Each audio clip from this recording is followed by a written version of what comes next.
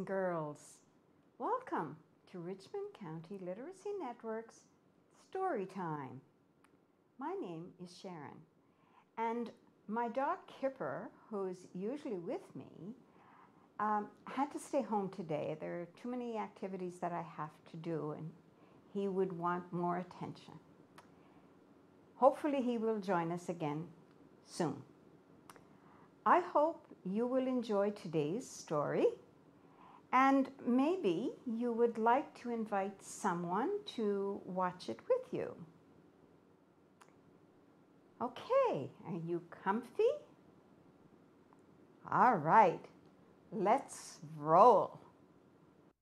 Hello, my name is David Paupin from Kenny's Pizza and Jotty's Mini Mart, and I'm here to read Sheep Asleep by Gloria Rothstein. 10 sheep almost ready for bed. Put on your pajamas, Mama said. 9 sheep cleaning, teeth and faces. Try to brush between the spaces. 8 sheep making too much noise. Please put away all your toys.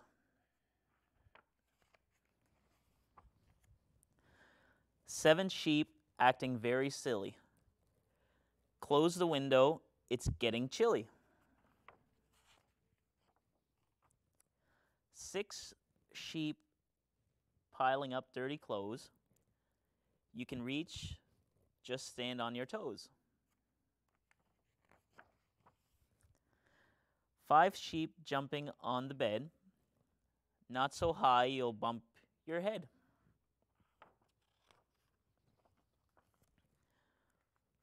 4 sheep sharing a bedtime book. Let your brother take a look.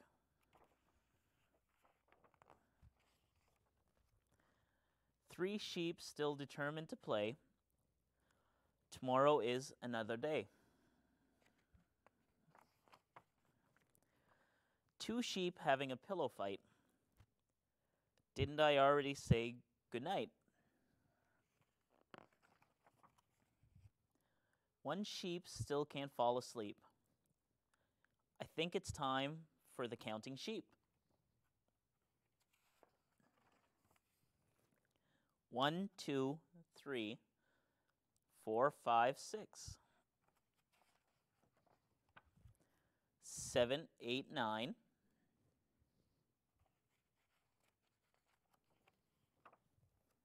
10.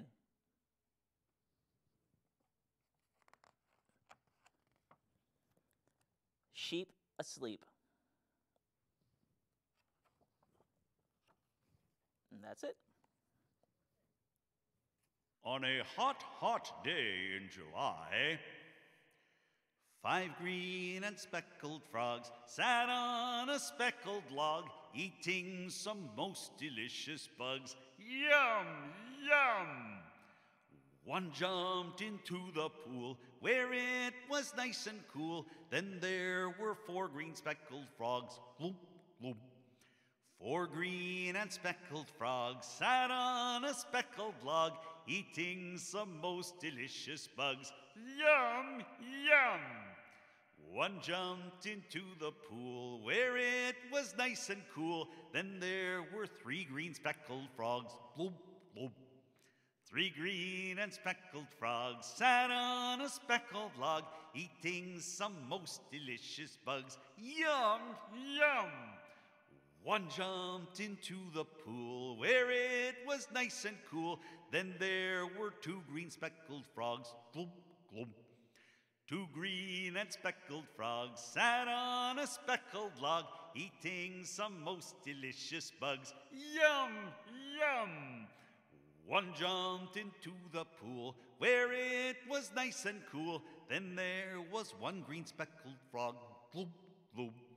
1 green and speckled frog sat on a speckled log, eating some most delicious bugs. Yum, yum! He jumped into the pool where it was nice and cool. Then there were no green speckled frogs. Too bad.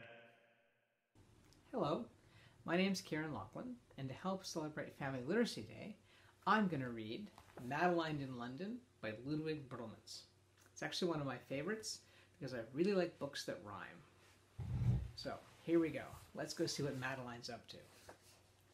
In an old house in Paris that was covered in vines lived 12 little girls in 2 straight lines. They left the house at 9:30. The smallest one was Madeline. In another old house that stood next door lived Pepito, the son of the Spanish ambassador. An ambassador doesn't have to pay the rent, but he has to move wherever he's sent. He took his family and his hat. They left for England, all but the cat. I'm glad, said the cat. There goes that bad hat. Let him annoy some other kitten at the embassy in Great Britain. The little girls all cried boo-hoo. We'd like to go to London too. In London, Pepito just picked at his dinner. Soon he grew thin, and then he grew thinner. And when he began to look like a stick, his mama said, my, this boy looks sick. I think Pepito is lonely for Madeline and the little girls next door. His papa called Paris. Hello, Miss Clavel. My little Pepito is not at all well. He misses you, and he's lonesome for Madeline and all the little girls next door. May we request the pleasure of your company? There's plenty of room here at the embassy. Quick, darlings, pack your bags, and we'll get out to the airport and catch the next jet. Fill the house with lovely flowers, fly our flags from all the towers. For Pepito's birthday bake the most wonderful birthday cake. Place 12 beds in 2 straight lines. The last one here will be Madeline's, because Madeline's going to visit Pepito and she'll need a place to sleep. Welcome to London. The weather's fine, and it's exactly 9:30. Good heavens, said Miss Clavel. We've brought no toy for His Excellency's little boy. Said Madeline, everyone knows, of course. He always said he craved a horse. In their little purses and in Miss Clavel's bag, there wasn't enough money to buy even the smallest nag. But in London, there's a place to get a retired horse to keep as a pet. And when they went to place they found a horse that was gentle, strong, and sound. Some poor old Dobbins are made into glue, but not this one. Look, he's good as new. Happy birthday, Pepito, happy birthday to you. This lovely horse belongs to you. Just then, Tara, Tara, a trumpet blew. Suddenly outside, and off he flew, over the wall to take his place at the head of the Queen's Life Guards, which he had always led, before the Royal Society for the Protection of Horses had retired him from Her Majesty's forces. Oh dear, they've gone, oh what a pity. Come, children, we'll find them in the city. I'm going to go find Pepito and the horse in the city. Careful, girls, watch your feet. Look right before you cross the street. All the buses, the bobby. Oh, for a cup of tea and crumpets. Hark, bark, there goes the sound of trumpets. These birds have seen all of this before, but they are glad of an encore. And so are the people on the ship and the shore. And now it's getting really grand. Here comes the mascot and the band. The people below are stout and loyal, and those on the balcony mostly royal. The show is over, it's getting dark. In the city, in the park. Dinner's waiting, we must be on time. Now let's find Pepito and Madeline. Well, isn't it lovely? They're standing sentry right here at the Whitehall entry. This is the power and the beauty. To England everyone does his duty. Visiting is fun and gay. Let's celebrate a lovely day. Everyone has been well fed, and everyone was in his bed.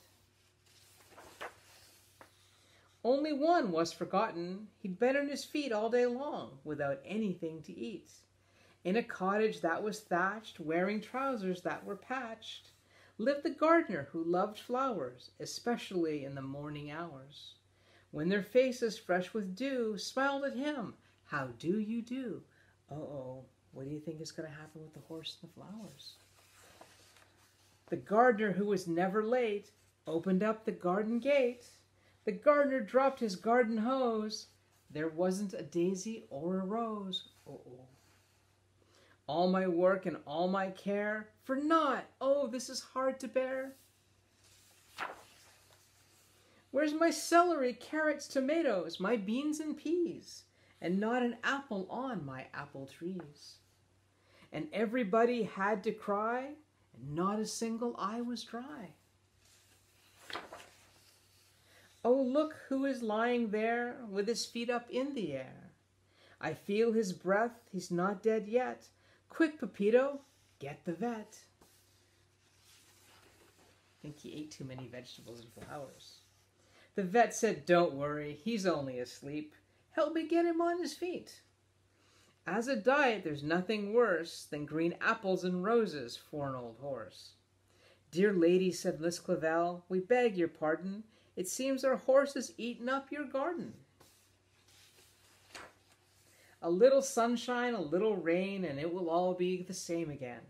Pepito's mother said, "Quite so, quite so. Still, I'm afraid the horse must go." Then Madeline cried, "I know what to do. Pepito, let us take care of him for you. Fasten your seatbelts. In half an hour, you will see the Eiffel Tower."